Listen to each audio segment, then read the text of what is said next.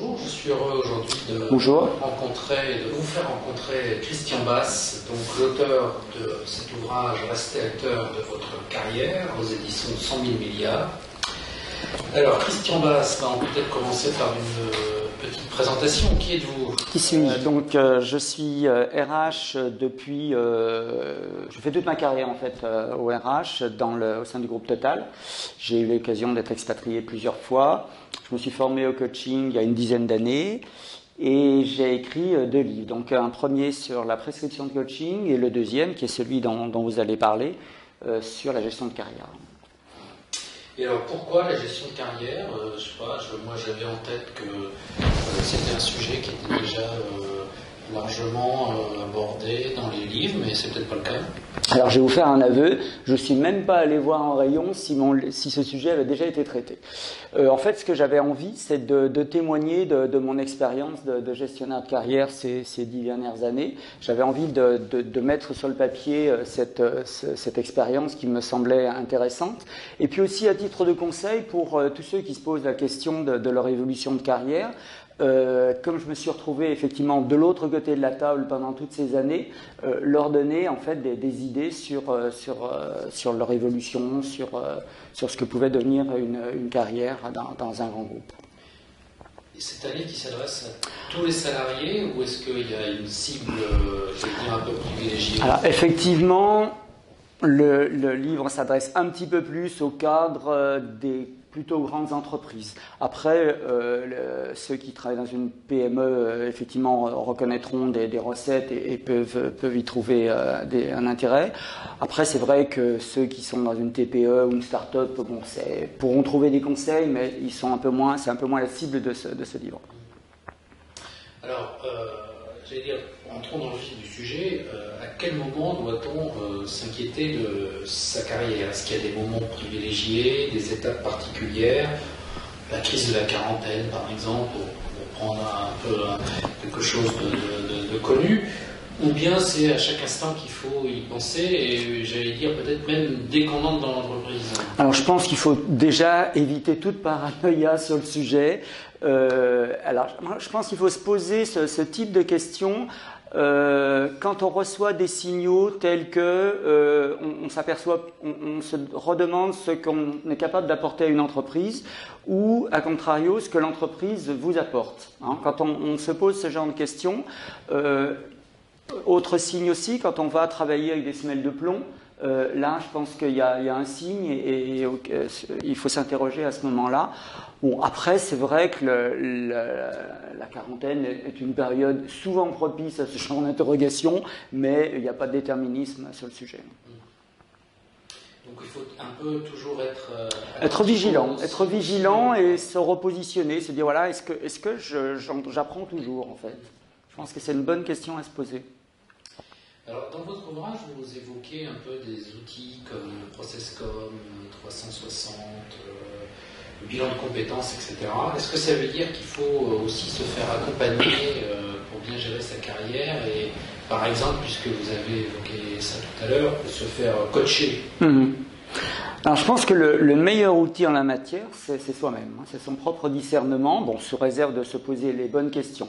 Après, j'ai surtout évoqué ces outils parce que tout cadre dans une entreprise va les croiser un jour ou l'autre, va être confronté à un bilan de compétences, à un test de personnalité. C'est pour ça que je les ai plus cités pour les démystifier et pour dire que ça existe et l'usage qu'il y a en effet dans les entreprises. Après, c'est vrai que pour parler du coaching, je pense que c'est important de se faire accompagner à l'occasion d'un changement significatif dans votre carrière, un changement de posture, par exemple, quelqu'un qui devient responsable d'une équipe. Je pense que c'est important de se faire accompagner et le coaching peut être tout à fait efficace dans ce genre de circonstances. Il y a aussi, je ne sais pas si on peut appeler ça un outil, mais quelque chose que vous citez beaucoup dans votre ouvrage et j'ai l'impression que c'est un moment fort, c'est l'entretien professionnel. Alors, il y a deux types d'entretien en fait. Hein. Il y a l'entretien de performance, qui est l'entretien qu'a à peu près chaque année chaque salarié avec son manager. Donc ça, c'est important. D'ailleurs, il est assez remis en question en ce moment. Et le second entretien, alors c'est vrai qu'on le trouve plus souvent dans les grosses entreprises, qui est l'entretien de carrière. Hein, qui est finalement qui suis-je, où vais-je, et quels sont mes talents, mes compétences et qu'est-ce que je bâtis comme cursus avec ça. Donc il n'est pas annuel celui-ci, il peut être tous les 2 ans, tous les 3 ans, peu importe, mais il a une nature fondamentalement différente. Il est là pour faire le point sur l'évolution, sur le moyen et le long terme.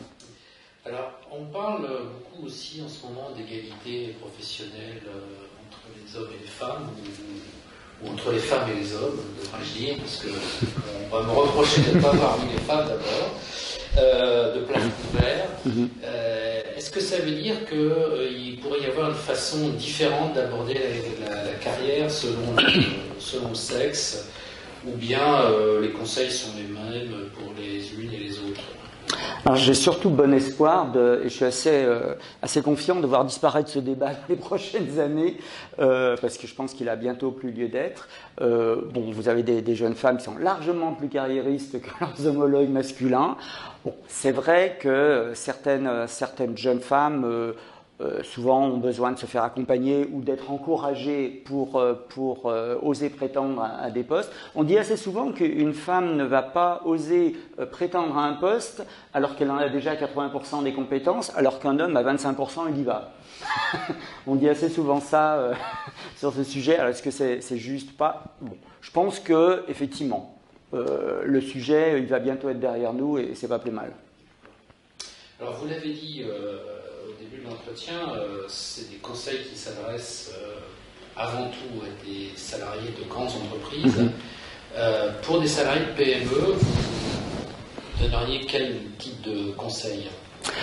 Alors, c'est vrai que, bon, j'évoque dans ce livre un rythme de carrière peut-être un peu rapide, qui est celui d'une grosse entreprise, qui est de changement de poste tous les 3-5 ans à peu près. C'est vrai que dans une PME, ça va être, le pas va être largement plus espacé. Après, je pense qu'il y a quand même pas mal de conseils qui s'adressent aussi à quelqu'un qui travaille dans une PME, qui peut aussi envisager de changer de taille d'entreprise, pourquoi pas intégrer une grande entreprise, une autre. C'est tout ce type de questions, je pense qu'il faut se poser, qu'on soit dans une PME ou dans un grand groupe. Il n'y a pas, voilà, je pense que la cible, c'est plutôt le cadre dans un grand groupe, mais tout le monde peut y trouver un intérêt, y compris le primo-demandeur d'emploi, enfin la personne qui termine ses études et qui cherche à intégrer le monde du travail. Est-ce qu'il y a un bon rythme de changement? Vous évoquiez dans les entreprises de 3 à 5 ans. Moi, j'ai aussi l'impression que ça s'accélère. Quelquefois, je vois des gens qui changent de responsabilité tous les 2 ans. Est-ce que c'est pas un peu rapide? Est-ce qu'on a vraiment le temps de prendre la mesure de son poste et de faire concrètement quelque chose à cette vitesse? Ça va dépendre bien évidemment de la nature du poste, de l'âge de la personne. C'est vrai qu'en début de carrière, moi j'ai tendance à encourager 2 ans, 2 ans et demi, etc. 3 ans. On dit souvent 3 ans à 30 ans, 4 ans à 40 ans. Et finalement, ça se retrouve assez facilement. C'est pas tout à fait idiot. Bon, quelqu'un qui va être le spécialiste d'un domaine, bien évidemment, on va pas l'embêter tous les 3 ans en lui disant bon, il est temps de changer de poste. Donc là aussi, la nature du travail peut être intéressante à prendre en compte, l'âge et puis la taille de l'entreprise. Donc en fonction de ça, effectivement, vous avez des pas plus importants que d'autres. Et la carrière, elle n'est pas seulement dans l'entreprise, elle peut être aussi dehors. Voilà, il y a tout un chapitre qui est, voilà, est-ce que je suis dans la bonne entreprise? Finalement, se poser la bonne question, est-ce que j'y reste?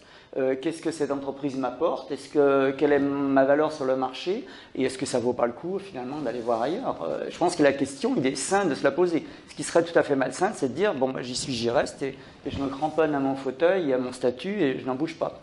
Et de plus en plus, les générations qui arrivent sont dans cet état d'esprit, de louvoyer et de changer d'entreprise. Oui, il y a une spécificité de la génération Y ou maintenant de la génération Z ou YZ. Il y a plus après. Elles sont. Ça va être, Ouais, alors on revient à la A. Non, en fait, ils sont effectivement, comme vous l'avez suggéré, ils sont moins attachés à leur entreprise. Hein.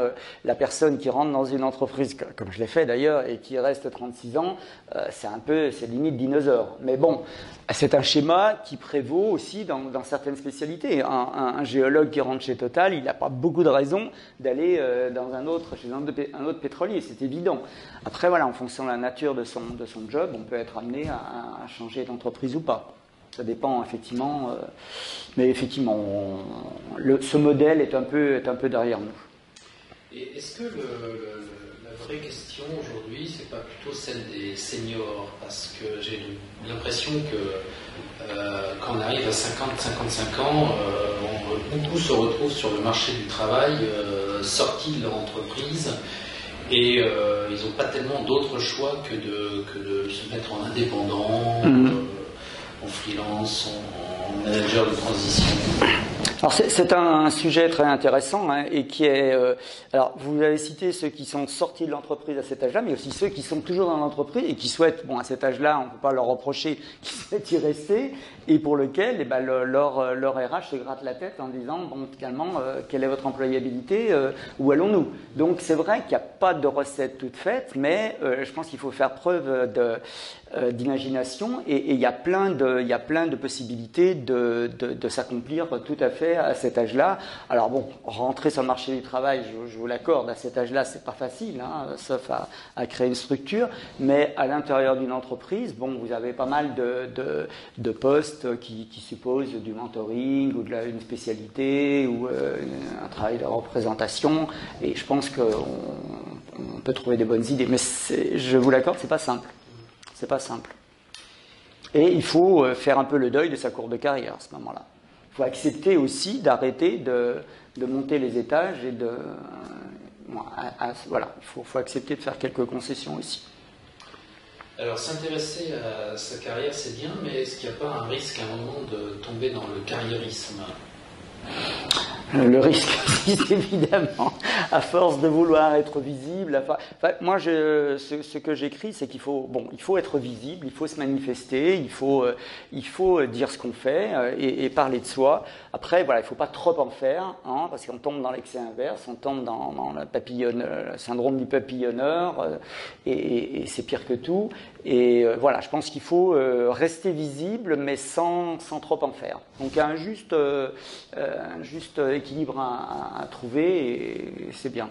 Après, vous avez des gens qui se mettent en avant parce que c'est leur tempérament, hein, mais voilà. D'ailleurs, les réseaux sociaux peuvent beaucoup aider. C'est quand même une nouveauté pour avoir de la visibilité dans l'entreprise et au dehors. Alors c'est une arme à double tranchant. Alors effectivement c'est très bien d'être visible sur les réseaux sociaux, de voir qu'on s'y intéresse, de publier quelque chose, mais vous n'allez pas empêcher le RH ou le manager en voyant quelqu'un qui publie tous les jours sur un des réseaux sociaux, de se dire bon, il a que ça à faire, ou il cherche du boulot, ou qu'est-ce qui se passe, quoi. Il faut poser des questions.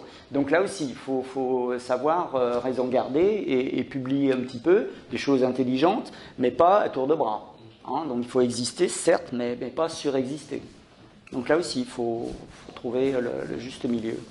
Il y a quelque chose d'intéressant aussi dans votre ouvrage, c'est un peu, j'allais dire, des fiches pratiques, des annexes sur des modèles de compte rendu d'entretien, de mails, etc. Vous pouvez dire quelques mots là-dessus?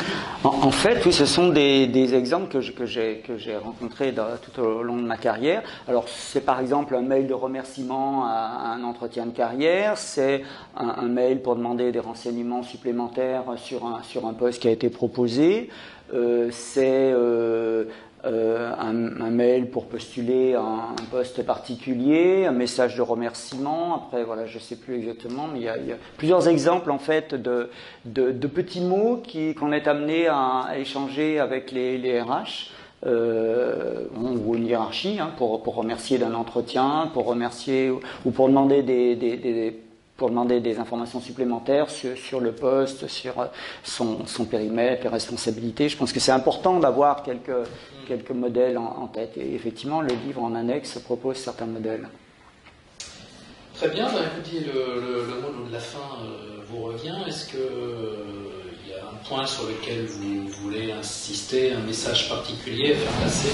Alors, le message, c'est rester acteur de votre carrière. Après, vous avez bien évidemment dans l'entreprise des gens pour vous aider, qui sont les RH, qui sont les personnes chargées du développement personnel. Je pense que c'est important de le faire ensemble, en partenariat avec ces équipes-là, et pour votre bien et celui de l'entreprise. Voilà. Très bien, merci Christian Bach. Je vous remercie. Alors, je rappelle le titre de votre ouvrage, Restez acteur de votre carrière, aux éditions 100 000 milliards. Vous retrouverez sur le site du Club de lecture à faire une présentation de l'ouvrage et même une interview de son éditeur.